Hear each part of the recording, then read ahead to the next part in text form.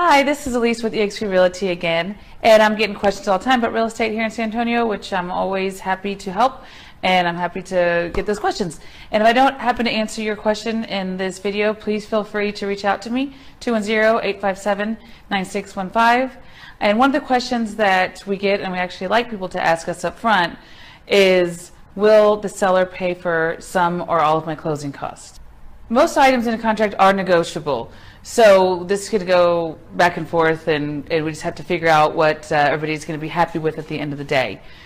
If it's a buyer's market, usually the seller will have no issue, or not. Usually don't have an issue with paying for some or of your closing costs. It just depends on the seller. Sellers markets usually are going to be a little bit more tricky. And in the seller's market, it is still common for sellers to pay for some of the closing costs or all. Sometimes they want you to pay over list price, which you kind of have to be careful with sometimes, because you need to make sure that the house is still going to appraise. And sometimes if you have a big down payment, the sellers expect you to have a lot of cash, and the sellers are not as willing to pay for the closing costs. The bottom line to this is usually the sellers are willing to help.